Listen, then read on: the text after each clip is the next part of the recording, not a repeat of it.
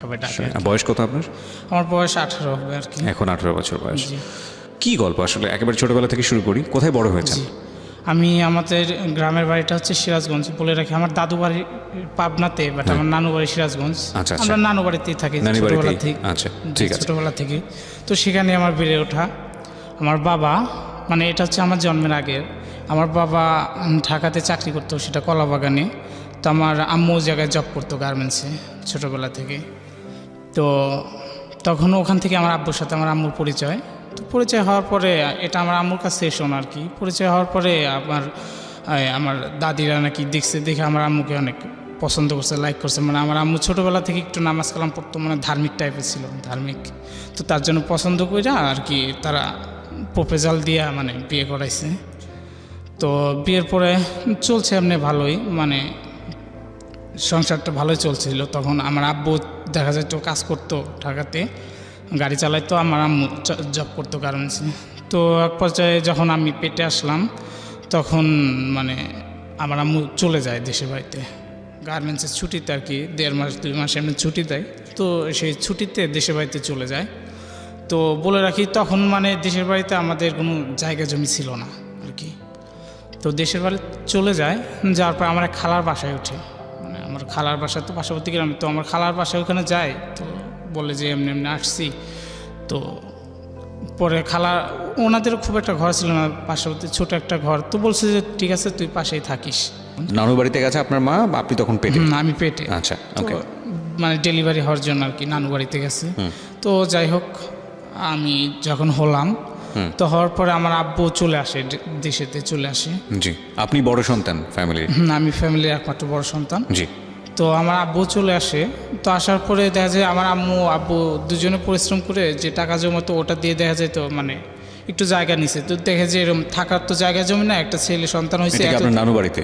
এতদিন তো ঢাকাতেই থাকছোস, তো ওই যে একটু জায়গা জমি কিন। পরে আমার নানুরা সবাই মিলে একটু জায়গা দেখায় জায়গা কিনে দিল আর কি। ওই জায়গায় 6 ডিসিমের মতো এতটুকু জায়গা, মানে আমাদের কোনো রকম থাকার জন্য। তো ওখানে ঘর বাড়ি করে ওখানে আমরা থাকতাছি। তো আমার আব্বু তখন মানে মেকানিক্যালের কাজ জানতো, তো মানে গ্যারেজে কাজ করতো, রিক্সা ভ্যান এগুলো সারতো। তো একটা দোকান দিয়েছে আমার আব্বু বাজারে পাশে। তো আমি তখন মোটামুটি ভালোই বড় হয়েছি, 7 বছর 6 বছর আমার এরকম হবে কিছু। তো আমি একটা স্কুলে ভর্তি করে দেওয়া হলো। আর আমার আব্বু দেখা যাচ্ছে গ্যারেজে কাজ করছে, তো আমাদের সংসারটা ভালোই চলছে। তো আমি তখন হয়তো ক্লাস 2তে বা 3তে পড়বো, এমন কিছু, মানে সঠিক আর কি মনে হচ্ছে না, ওই 2 বা 3 এমন। তো আমার আব্বু তখন হুট করে দোকানটা বিক্রি করে দিল। আচ্ছা। তো বিক্রি মানে কিসের গ্যারেজ ছিল এটা? এটা হচ্ছে আপনার মানে রিক্সা ভ্যান এগুলো সারতো। তো আমার আব্বু মানে সেটা দিয়ে আর কি সংসার চলতো। তো আমার আব্বু হুট করে বিক্রি করে দিল সংসার, মানে গ্যারেজটা কোনো ইস্যু ছাড়াই, মানে কি কারণ সেটা না বলে এমনিতে মানে বিক্রি করে দিল। আসলে বলে রাখি, মানে ওই দোকানটা যে দেওয়া হয়েছে, মানে ওই দোকানের জন্য লোন নেওয়া হয়েছিল, মানে 35,000 টাকা। তো দেখা গেল 2-4 মাস কিস্তি চালানো হয় নাই, মানে তার আগে দোকানটা, এখন কিস্তিটা কিন্তু ঠিকই টানতে হবে। জি। তো দেখা গেল ওইটা ছাড়া আর কোনো ওয়ে নাই কিস্তিটা টানার মতো।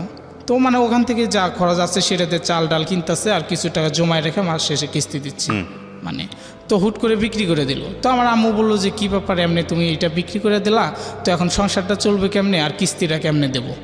তো আমার আব্বু কিছু বলে না, এমনি একটু রাগারাগি পরে 2 থেকে 3 দিন মানে এমনি থাকার পরে একটু মন মেলামেলি আমার আব্বু আম্মুর সাথে। তো হুট করে আমার আব্বু কিছু না বলে চলে যায়, মানে ঢাকাতে আর কি চলে আসে। তো সেই যে চলে আসে, মানে সেদিনকে আমার কান্নাকাটি করতেছে আমি, যে আব্বু কিছু বইলা যায়। বয়স তখন কত? আমার বয়স 7 বছর। ক্লাস 2তে পড়েন? জি, ক্লাস 2তে পড়ি, 7 বছর বয়স হবে। তো আমার মানে আম্মু বলতেছে কী ব্যাপার, গেল কোথায়? মানে আমাদের যারা মানে কাজিন ছিল, মানে আত্মীয় স্বজন যারা ছিল, তাদের সবার বাসায় মানে খোঁজ নেওয়া হইলো, বাট কোনো পাওয়া গেল না যে সে গেছে ওখানে। তো গেল কই? এইভাবে দেখা যাচ্ছে 1 দিন 2 দিন 4 দিন চলে যাচ্ছে, কোনো ফোন টোন কিচ্ছু নাই, কোনো যোগাযোগও নাই। এইভাবে থাকতে থাকতে এই যে আব্বু যে চলে গেল, আর ফিরে আসা নাই। তো এর মধ্যে দেখা যাচ্ছে 1 মাস 2 মাস চলে যাচ্ছে, কিন্তু ওইদিকে কিস্তিটা যে আছে ওটা কিন্তু ঠিকই টানতে হচ্ছে। তারা তো আর সেটা মানবে না যে সে কোথায় গেল বা কী করলো, বাট তাদেরই হচ্ছে তাদের কাছ থেকে টাকা নিচ্ছে, তাকে দিতে হবে। তো আমার মা এই যে একটা প্যারার ভিতর পড়ে গেল, যে সে কেমনে একটা মহিলা মানুষ এত টাকা 30 থেকে 35 হাজার টাকার কিস্তি, আবার সংসার, তখন করলো কি, আমার আম্মু ফার্স্ট কিস্তি হয়তো কারোর কাছ থেকে ধার নিয়ে দিল, তো এখন সেকেন্ড টাইম কেমনে দিব। তো আমার আম্মু দেখলো যে একটা লোকের বাড়িতে কাজ করা শুরু করে দিল। তো এর ভিতরে আমাকে নিয়েও মানে তাদের অনেকটাই কষ্ট হয়ে যায়। দেখা গেল সামনে ঈদের মানে এই যে চলে গেল, যাওয়ার প্রায় 1-2 মাস বা 3 মাস পরে মানে ঈদ আসলো। তো তখনও মানে আমার বাবার কোনো খোঁজ খবর নেই। তো ঈদের সময় দেখা গেল সবাই নতুন কাপড় চোপড় পরে, মানে আমার থাকে না, তখন তো আর অতটা বুঝছিল না যে নতুন কাপড় চোপড়, শুধু জানতাম কোথা থেকে আসবে সেটা জানি না, কিন্তু দিতে হবে নতুন কাপড় চোপড় এমন কিছু। তোমার মা আমার কাছে চাইতাম যখন, আমার মা কান্না করতো প্রচুর, মানে কোথা থেকে দেবে, সেই অ্যাবিলিটি তো তার নাই, সে দেবে কোথা থেকে, প্রচুর কান্না করতো। তো একসময় দেখা যেত কি, অন্যরা যাদের বাড়িতে কাজ করতো তাদের বাড়ির মানে ছেলেপেলেরা যেগুলো ইউজ করতো সেই পুরান কাপড় চোপড় নিয়ে আসছে, নিয়ে এসে কাইসা দিয়া সেগুলো পরতে দিছে ঈদের দিন, সেগুলো পড়তে দিছে এবং আপনি সেগুলোই পড়েছেন। সেগুলো আমি মানে নিতে যাচ্ছি না। তোমার মা আমাকে বলতেছে যে বাবা দেখ, তোর বাবা তো এমনি চলে গেছে, এই যে কিস্তি টানতে হয়, তোদের খাওয়া খরচ, তারপরে এত কিছু আমি কেমনে দেবো। তো তখন আমি ওগুলো পরে ঈদের দিন গেলাম। আমি বলে রাখি মানে ঈদের দিন এমন একটা সিচুয়েশন ছিল, সবার বাড়িতে দেখা যায় যে ঈদের দিন ভালো মন্দ কিছু রান্নাবান্না এমন কিছু হয়, বাট আমাদের মানে সেরকমই ছিল না রান্না। ঈদের দিন দেখা যেত আমাদের চুলায় জ্বলতো না। যেদিন ঈদ হলো ঈদের দিন দেখা যেত যে মানে কি বলবো, বাসি ভাতটা এগুলা ছিল, এগুলা খেয়ে থাকা হয়েছে ঈদের দিন। তারপর নাস্তা কেনার মতো পয়সাও ছিল না আমাদের কাছে, আমার মার কাছে। বাবা তো তখন খোঁজ খবর নেই যে সময়ের গল্পটা বলছেন। বাবার তখন খোঁজ খবর নেই। বলেন তারপর। আমার মা যাদের বাড়ি কাজ করতো, তো ওটা হচ্ছে চেয়ারম্যান ছিল, চেয়ারম্যান বাড়িতে কাজ করতো। তো সেই চেয়ারম্যানের বাবা বলতেছে যে তোর তো এমনি কষ্ট হয়, তার করতো ছেলেটাকে আমাদের মাদ্রাসায় দে, যেন পড়ুক, তো তো তুই অনেকটা স্বস্তি পাবে, ছেলেটারও পড়াশোনা হলো। তো আমার মা ওই মাদ্রাসায় দেয়। যাওয়ার পরে আমাদের যে মানে প্রতিবেশী যারা, তারা আর এটা মানতেছে না, কয় যে মানে এটা এখানে মানে মাঝহাব নিয়ে একটা দ্বন্দ্ব হইলো, যে মানে আমরা হচ্ছে হানাফি মাঝহাবের লোক, আর আমি যে মাদ্রাসায় গেছি ওটা হচ্ছে মানে আহলে হাদিস। আচ্ছা। তো বলতেছে তোরা মানে এই মাঝহাবের লোক মানে ওই জায়গায় দিছস, মানে পোলাপান্ত উল্টাপাল্টা, মানে যাইতে দিব না আর কি, এই ধরনের ওই মাদ্রাসায় পড়াইতে দিব না। জি। তো আমার মা কি করবো, সেখান থেকে মানে আমাকে আর পড়তে দিল না। আমার প্রতিবেশী যারা, তারা মানে ওই জায়গায় যারা গণ্যমান্য লোক ছিল তারা আমাদের গ্রামের, তো ওখান থেকে নিয়ে আসলো। নিয়ে আসার পরে এখন স্কুলে দেওয়া দেখা যায় যে খাতা বই এগুলো সব তো কিনে দিতে হয়, বই খাতা মাতা, তো আমার মা পারছে না। তো তখন আমাকে এক জায়গায় কাজে দেয়, মানে আমাদের প্রতিবেশী একটা ছিল, তো সে বলতেছে দেখ তো ছেলেকে নিয়ে এইভাবে সমস্যা হচ্ছে, তো এক কাজ কর, আমার বোনের বাসায় কাজে দেয়। আচ্ছা। বলতেছে আমার মা আর কি মানে দিতে চাচ্ছে না, কিন্তু মায়ের মন, মা কি চায় যে কারো ছেলে যাক কাজ করুক এই এতটুকু বয়সে। তখন আমার বয়স 7 বছর। গেলাম আমি, তারা বললো যে আমাকে প্রতিশ্রুতি দিয়ে নিয়ে গেল যে আমাকে লেখাপড়া করাবে। আগে থেকে আমার মানে লেখাপড়ার প্রতি একটা ইন্টারেস্ট ছিল, মানে আমি লেখাপড়া করব, ভালো কিছু করব, এমন কিছুই ছিল।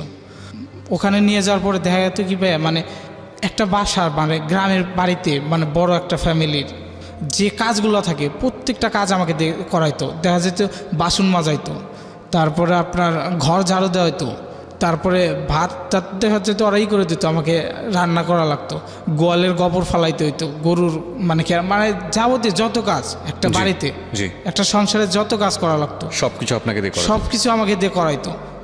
তখন দেখা যেত আমি যদি বলতাম যে আমি করবো না, আমাকে মারধর করা হইতো। তারপরে আমি কি করব, আমি বাড়িতে আসবো, বাড়িতে আসলে আমার মার এই জায়গায় কষ্ট, আমার মা নিজে খাইতে পায় না, আমি দেখি। তো আমি দেখা যেত কষ্ট সহ্য করে অমনি থাকতেছি। তো আমি বলতাম যে আচ্ছা ঠিক আছে আমাকে কাজ করার সমস্যা নেই, কিন্তু আপনারা যে বললেন যে আমাকে একটু পড়াশোনা করাবেন, তো আমাকে যদি মানে স্কুলে না যাইতে দেন, বাসায় তো আপনারা তো অনেক শিক্ষিত আছেন, তো বাসায় যদি একটু আমাকে পড়াইতেন, তো একটু সময় 1 ঘন্টা বা 2 ঘন্টা সময় করে মানে পড়াইতেন, তাহলে মানে আমি কাজ করি তাতে দুঃখ নাই, যত করা যদি একটু পড়ানোর সুযোগ দিতেন তা আমার খুব ভালো হতো। তোরা দেখতো মানে বলতে আচ্ছা ঠিক আছে দেবনি, যা কাজ কর, মানে ঝাড়ি জড়ি দিয়ে ছাড়ি দিত, ঠিক আছে যখন সময় পাই তখন পড়াবো, যা কাজ করে এখন। তো আমাকে আসতে দিত না। আমি বলতাম যে ঠিক আছে আমি আমার মাকে একটু দেখতে যাব। তো বলে না দেখতে যাওয়া লাগবো না, দেখতে যা কী করবি, তো আমি খোঁজ নেবনি তোর মা কেমন আছে। তো আমাকে বলতো তোর মা ভালোই আছে, হয়তো খোঁজ নিত কিনা আমি সেটা মানে সঠিক জানতাম না, কিন্তু আমাকে বলতো আর কি, শান্তাংশে বলতো তোর মা খুব ভালোই আছে আর তোকে যাইতে না করছে, মানে এইভাবে বলতো আর কি। তো আমার বিশ্বাস হতো না যে আমার মা যাইতে না করছে। তো এক সময় ঈদ আসে, এর ভিতর বলে রাখি এই যে নিয়ে গেছে, দেখা যেত যে একটা ভালো কাপড় চোপড় দেখা যায় যতই কাজ করাক, তারপরে দেখা যায় ছেঁড়া ছুটায় মানে ছেঁড়া মেরা জামা জুমা এগুলো মানে আমাকে দিত, পরায় রাখতো। আর খাবার দিত ভাই বলি কি বলবো, মানে সবাই খায় যেটা বাঁচতো বাসি পচা সেই খাবারটা আমাকে দিত। এই গল্পটা যারা শুনছেন তাদের অনেকের বাড়িতেই এরকম ছোট ছোট কাজের ছেলে আছে, আমি বিশ্বাস করি। রেডিওতে শোনার পরে আপনার ভেতরে যে অনুভূতিটা হচ্ছে সেটা হয়তো একটা সফট অনুভূতি, কিন্তু এই অনুষ্ঠানটা যদি কোনো একটা সিচুয়েশনাল প্রেক্ষাপটে আপনার যদি ধরনের কোনো মেন্টালিটি থাকে যেটা আসলে ওই শিশুর বড় হওয়ার জন্য খুব কষ্টকর, তাহলে আমার মনে হয় আপনি পরিবর্তন করে একটা অনেক বড় পুণ্যের ভাগিদার হতে পারেন। আর মানে সবচেয়ে বড় কথা হচ্ছে নিজের ভেতরের তো একটা মনুষ্যত্ব আছে, আমরা তো মানুষ, তাই না? তো সেই জায়গার একটা আত্মতৃপ্তির ব্যাপার আছে, সেটাকে আপনি জাগ্রত করতে পারেন। এবং আমরা সবসময় একটা কথা বলি, যে মানুষ যে অবস্থায় থাকুক না কেন, ভুল শুদ্ধ সব কিছু মিলিয়ে আমরা মানুষ। এবং আমরা জন্মের পর থেকে অনেক কিছু সমাজের কাছ থেকে শিখি এবং আমরা ধরে নেই যে এটাই নিয়ম, কিন্তু অবশ্যই আমাদের এথিক্স এবং বিবেকবোধের জায়গা থেকে সব কিছুই প্রশ্ন করা উচিত। আপনি ছোটোবেলা থেকেই হয়তো পরিবারে বড় হচ্ছেন, বিশেষ করে ও যে পরিবারের গল্পটা করছিল, ওই পরিবারে যদি একটা ছোটো ছেলে থেকে থাকে, সে হয়তো মনে করবে যে চাকর বাকরের সাথে এইরকম আচরণ করাটাই বোধহয় নিয়ম এবং এটার মধ্যে কোনো ভুল নেই। ও বড় হয়ে কিন্তু ওর পরিবারে যদি এরকম কোনো ছেলে আসে, ও এরকমই আচরণ করবে। কিন্তু আমরা আসলে প্রতিনিয়তই সমাজের কাছ থেকে এটা শিখছি, এবং শিখছি বিনা বাক্য ব্যয়ে, বিনা প্রশ্ন ব্যয়ে এটা শিখছি।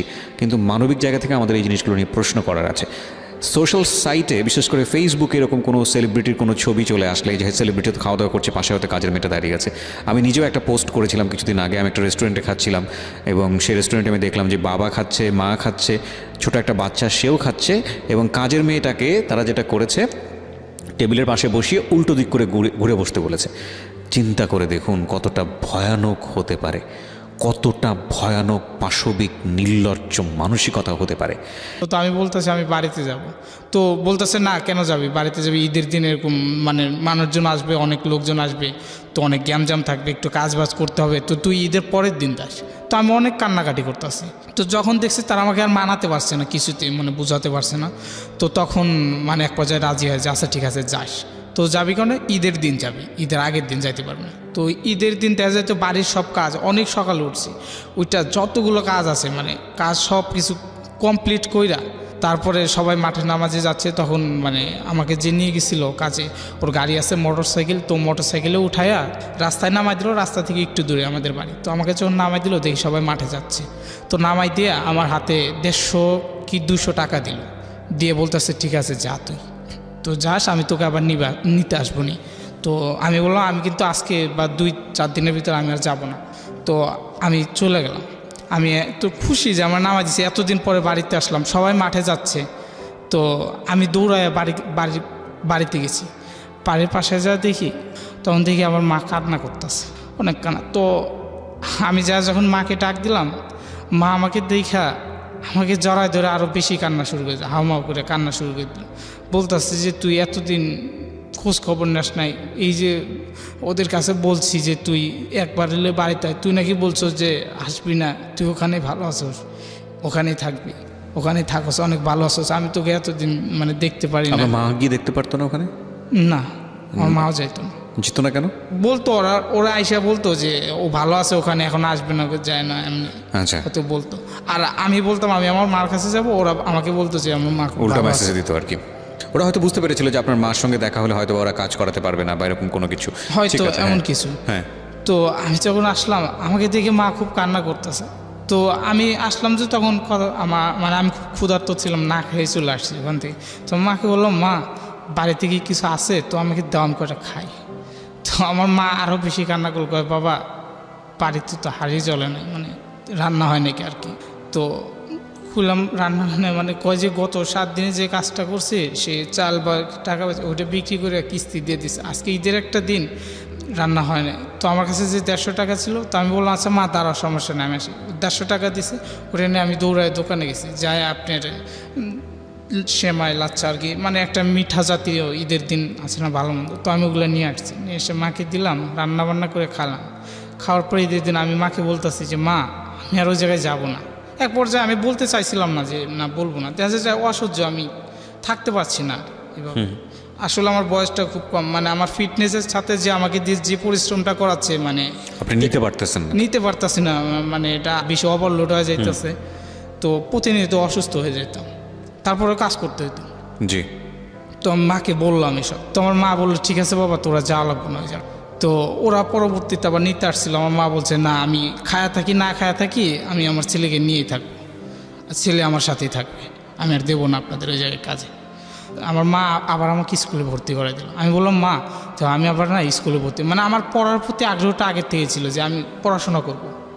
মানে আমার যখন বুঝ হয়েছে তখন দেখছি একটু পড়াশোনা করে হয়তো ভালো কিছু করব এমন কিছু। তো আবার স্কুলে ভর্তি করে দেয় আমাকে। তো আমি স্কুলে যাচ্ছি, তো এই পর্যায়ে দেখা যাচ্ছে স্কুলে যখন আবার ভর্তি করে দিল তার 5-6 মাস পরে আমার বাবা হুট করে ব্যাক করছে। আচ্ছা। তো আসার পরে আমার মা বাবা আমরা সবাই তো কান্নাকাটি যে এতদিন পর প্রায় 1.5 বছর পরে চলে আসছে। তো আমরা সবাই তো তাকে দেখে অনেক কান্নাকাটি, তো অনেক কিছু বললাম যে এইভাবে চলে গেছো, মানে এত কষ্ট কইরা এইভাবেই করতেছে।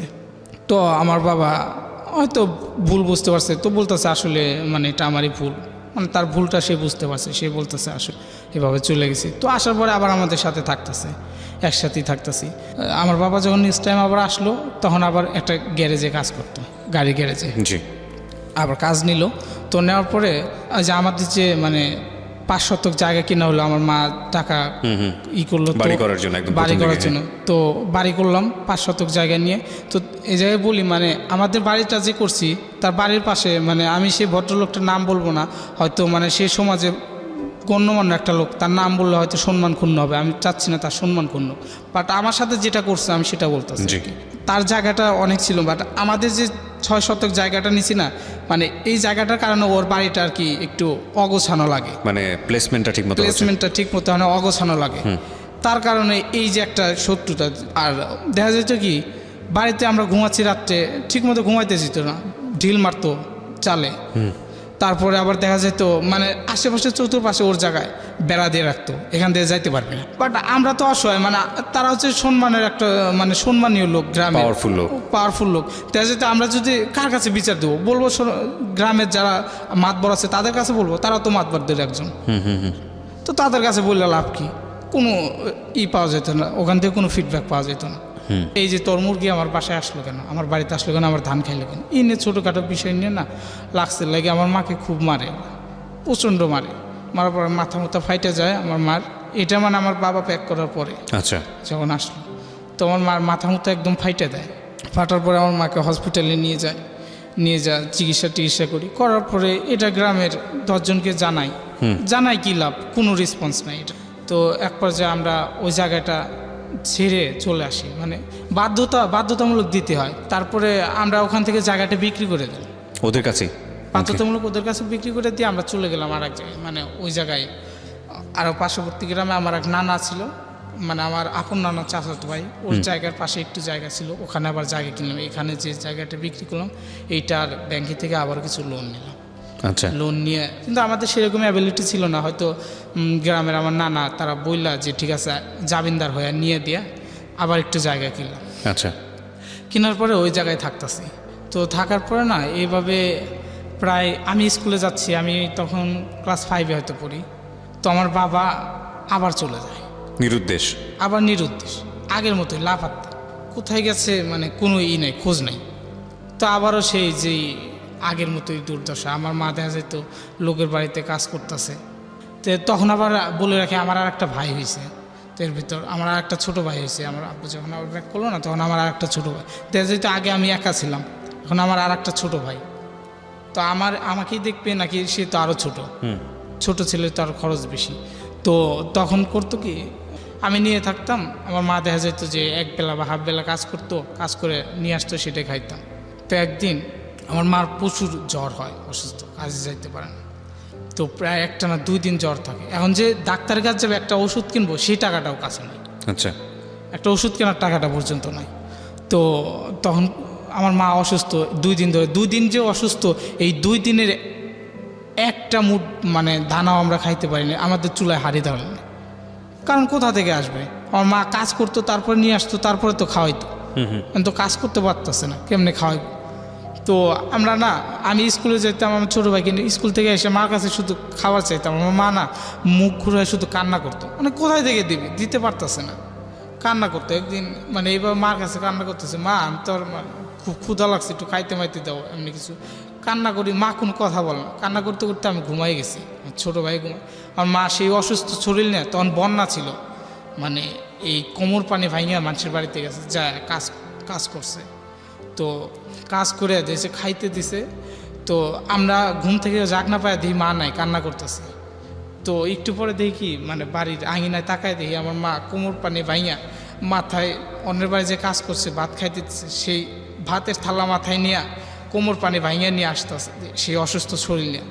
মানে কি করবে, সে নিরুপায়। আমার ছেলে অসুস্থ, মানে আমার ছেলে তো আমি খাইতে পারতেছে না, খেতে তো দিতে হবে, সে অসুস্থ আর সেটা দেখতেছে না। তো এরকম মাথায় ভাতের থালা নিয়ে কোমর পানি ভাইয়া নিয়ে এসে ভাত নিয়ে এসে সেই ভাত আমাদেরকে খাওয়াইলো। তো খাওয়া দাওয়া এইভাবে দেখি আর কয়দিন চলবো। তো আমার মা আবার পাশের বাড়ির আর একটা লোক অফার দিল যে তোর ছেলেটাকে কাজে দে। এবার তো একটু বড় সড়ো হয়েছে, তখন আমার মা বলতেছে বাবা, মানে তখন ঢাকাতে, এটা হচ্ছে আপনার খিলগাঁও ওই দিকে একটা বাসায়। তো বলতেছে যে কাজে দে, ওখানে অনেক ভালো থাকবে, লোকেরা অনেক বড় লোক মানুষ, তো তোকেও দেখাশোনা করবে আর টাকা পয়সাও দেবে, তোর ছেলে অনেক ভালো থাকবে লেখাপড়া। তো আমার মা বললো যে ঠিক আছে যা। আমি গেলাম। তো ওখানে যাওয়ার পরে তো ওখানে কাজে গেলাম, যখন আমার কাজ ছিল হয়তো মানে গাড়ি মাড়ি মুছতাম, গাড়ি যখন ওরা আসতো অফিস শেষে গেটটা খুলে দিতাম, গাড়ি ঢুকাতাম, এতটুকু। তো ওরা বেশ মাসখানেক থাকলাম ভালোই, মানে ওখানে যে মানে বাড়িয়ালি যে ছিল সেই আন্টিটা, উনি খুব ভালো ছিল, নানি বলতাম ও নানিটা, বাট ওনার ছেলেরা আমার সাথে খুব খারাপ ব্যবহার করতো, একটা ছেলে। জি। তো ওই ছেলেটা দেখা যেত কি, হয়তো সকালবেলা সে গাড়ি বের করবে না, আমি আমার রুমে আছি, একটু দেরি হয়তো মানে আমাকে নক করবে, যদি নক করতো, যখনই নক করতো তখনই মারতো, নক করা লাগবে কেন, আচ্ছা, তুই নক করার বসে থাকিস কেন, আগে আসতে পারিস না, তোর নক করে ডেকে নিয়ে আসা লাগবে। তো যেতে মারতো আমাকে, এরকম মানে চর থাপড় দিত, মারতো। তো একদিন না মানে সে আসছে, তো আমি আবার তিনতলায় গেছি, ওর আর এক ভাইয়ের বাসায় বাজারের জন্য দিছে, বাজারটা নিয়ে তিনতলায় গেছি। তো ওই ছোট ভাই আসছে, আসার পরে আমার গেট খুলতে দেরি হয়েছে। তো উনি আইসা যখন খুলে দিছে, আইসা ভিতরে গাড়িটা ঢুকায় বেত নিয়ে 3-4টা বেত এক জায়গায় করে নিয়ে আমার মারছে প্রচুর, একদিন মারতে মারতে উঠোনে ফালাই দিছে যে তুই, আমি গেটে এতক্ষণ ধরে দাঁড়ায় আছি, তুই গেছিলি কই, এই বলে মানে প্রচুর মারধর করছে আমাকে। মারধর করার পরে আমি কি করব, মানে ওখানে থাকতে হবে আর কি, না থাকে তো উপায় নেই, সে আগের মতোই। তো আমি মারধর খায় ওখানে থাকতাম।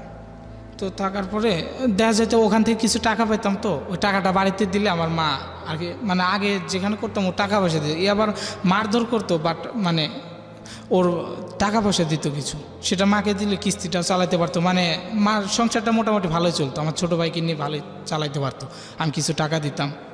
তো তারপরে দেখতাম যে যতই কষ্ট হোক এখানে থাকবো। তো একদিন আমাকে পাঠাইছে হচ্ছে আপনার মুরগি আনতে, বুঝছেন, তো মুরগি আনার জন্য বাসায় যা মুরগি নিয়ে আসি। তো মুরগি আনতেছি, মুরগির দাম হয়তো 300 টাকা ছিল, হয়তো কেজিতে আজকে হিসাব আসছে 300 টাকা। তো উনি আমার কাছে পাঠাইতেছিল 200 টাকা, মানে এমন কিছু। আমি মুরগিটা নিয়ে আসছি, হয়তো বাকি থেকে 50 টাকা বাকি রেখে আসছি। আসার পরে ওনাকে এসে বলছি যে আসলে মানে মুরগির দাম তো 300 টাকা হয়েছে, আপনি তো 250 টাকা দিয়েছিলেন, মানে 50 টাকা বাকি রেখে আসছি। তো তো সে হয়তো তার খেয়াল ছিল না কি সেটা জানে, সে বলতেছে তোরে না আমি 300 টাকা দিলাম, 50 টাকা আবার কী করলি তুই, মানে মিথ্যাটা বলতেছিস কী করলি 50 টাকা বল। পরে রুমের ভিতর ঢুকাইয়া আমারে মানে 50 টাকার জন্য এমন মারা মারে 4-5টা, মানে দেখা যেত যখন মাঝে মাঝে মারতো না, আমি চিল্লাপাল্লা করতাম, ওর মা উপর থেকে নেমে আসতো, নেমে এসে হয়তো ঠেকাইতো, ওর মা খুব ভালো মানুষ ছিল। জি। তো থামাইতো যে ঠিক আছে তুই ছেলেটাকে এইভাবে মারাস কেন, যাই হোক ভুল করতেই পারে, তাই ওকে মারতে হবে এমন কিছু, মানে ওর মা খুব ভালো ছিল। তো সেদিন করে কি দরজা লাগায়, মানে যাতে কেউ না আসতে পারে, দরজা লাগায় আমাকে এত মারা মারে, জায়গায় জায়গায় ফাইটা ফুটে যায়, এখনও সেই দাগ আছেই, একবার মাইরা রক্তাক্ত করে ফেলায়। মানে যখন দেখতেছে যে মানে তার যতক্ষণ মানে খায়েশ না মিটতেছে ততক্ষণ মারতেইছে। তো মার এইভাবে এক পর্যায়ে যখন আমি সেন্সলেস হয়ে গেলাম, তখন দিয়েছে 250 টাকা, বলছে 300 টাকা, মানে তার আমি আসলে নেই নাই, কয় যে এইটুকু 50 টাকার জন্য এইভাবে একটা ছেলেকে এইভাবে মারতে হবে নাকি। তো তারপরে চলে গেল, আমি অসুস্থ ছিলাম। তো সুস্থ হওয়ার পরে কিছুদিন পরে আমি মানে একদিন বাসার ছাদে ফুলের টপে পানি দিতে গেছি, জি। নিচ দিয়ে তো পানি দিতে গিয়ে রাস্তার পাশেই তো বাসাটা, তো হয়তো পাইপ দিয়ে ফুলের টবে পানি দিতেছি, একটু পানি নিচে পড়ছে, তো নিচ দিয়ে যাচ্ছিল সে ওই এলাকার যে মানে ছাত্রলীগ ছিল, ছাত্রলীগের যে মেন নেতা ছিল তার ভাতিজা, একমাত্র ভাতিজা নিচ দিয়ে যাচ্তেছিল, তো ওর শরীরে একটু পানি পড়ছে। জি। পানি পড়ার পরে নিচ থেকে অনেক গালাগালি করতেছে, বুঝছেন? গালাগালি পড়ার পরে আমি একটু নিচ দিকে তাকাইছি, তাকাই দিয়ে গালাগালি করতেছে। পরে বললাম যে আমি তো ভাইয়া আসলে আপনাকে দেখে পানিটা দেই নাই, এখানে ফালাই ফুলে পানি দিতেছি, হয়তো আপনার শরীরে মানে একটু পড়ছে, তো ভাই কিছু মনে করে না। তখন করছে কি, এতটুকু ইটের আতলা তুইলা মানে ঢিল মারছে, নিচ থেকে উপর দিকে ঢিল মারছে, তো মারার পরে ঢিলটা আমার মাথায় পড়ছে, উপর দিকে ওইটা নিচ দিকে মাথায় পড়ছে। পরে আমার একটু রাগ হইলো, তারপরে আমি আবার করলাম কি, ওই ইটাটা তুইলা আমি আবার